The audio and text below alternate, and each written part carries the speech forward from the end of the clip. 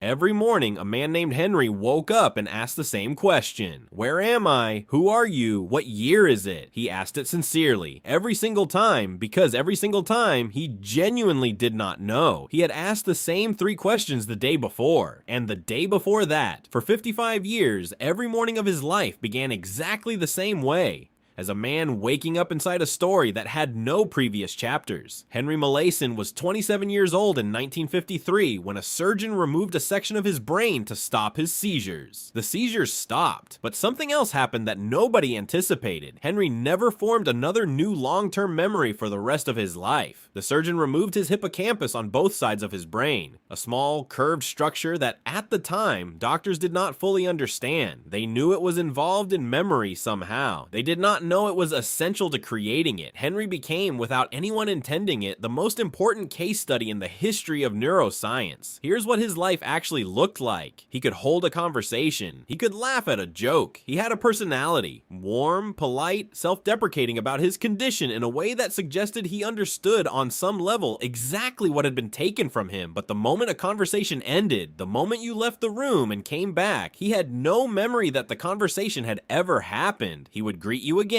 politely, as if for the first time, because for him, it was. Researchers worked with Henry for decades, the same researchers, for 30, 40, 50 years. Every single time they walked into the room, Henry introduced himself as if he had never met them. A woman named Suzanne Corkin spent over 40 years studying him. Henry never once recognized her. Not on day 1, not on day 10,000, but here is where the case becomes genuinely strange, and where it stopped being simply tragic and became one of the most important discoveries about the nature of memory itself. In the 1960s, a researcher gave Henry a task called mirror tracing. He had to draw a star shape while only watching his hand in a mirror, a task that requires the brain to override its normal sense of direction, since the mirror reverses everything. It is difficult. Most people improve at it with practice, the same way you improve at any new skill. Henry practiced the task across multiple sessions. Each time, he had no memory of having done it before. He did not remember the room. He did not remember the researcher. He did not remember being asked to do this exact task ever in his life. And every time, he got better at it. His hands knew something his mind could not access. Session after session, his performance improved at a normal rate, identical to people with completely intact memories. He had learned the skill. The learning was stored somewhere in his brain, accessible and functional, but the part of him that could know he had learned it, the part that could say, "I remember practicing this," was simply gone. This single finding split memory into 2 distinct systems that scientists had previously treated as one. Explicit memory, the kind you can consciously recall, the facts and events and names, requires the hippocampus. Henry had none of it. Implicit memory, the kind stored in your hands, your habits, your trained reflexes, does not require the hippocampus at all. Henry had all of it, fully intact, learning normally every single day. You are using both systems right now without noticing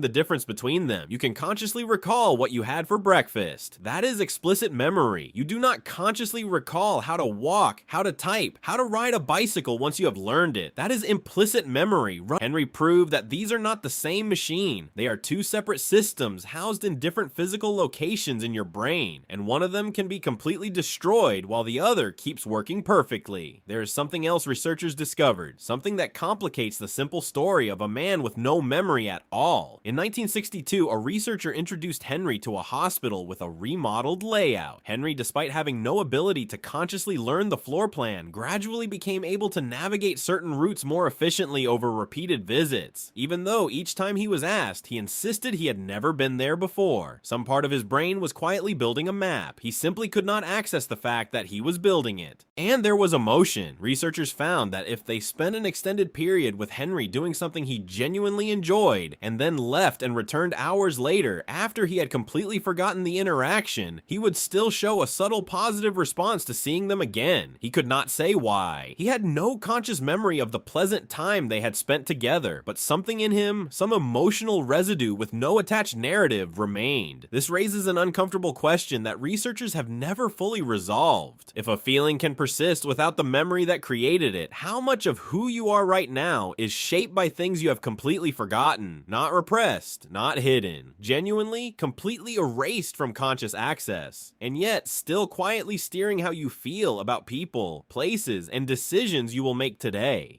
Henry lived for 55 years after his surgery. He died in 2008, having spent more than half a century in a present moment that never accumulated into a past. He never knew he had grown old. Every time he saw his reflection, by his own account, the unfamiliar face surprised him, because the man he expected to see in his own mind was still 27. When Suzanne Corkin asked him once what he thought about his condition, he said it was like waking up from a dream you cannot remember. After he died, his brain was sliced into 2,401 individual thin sections, each one digitized and preserved, so that researchers could study the precise physical damage that had defined his entire experience of being alive. Every morning of his adult life, he woke up as nobody in particular, in a room he didn't recognize, talking to people he had never met, in a year he had to be told.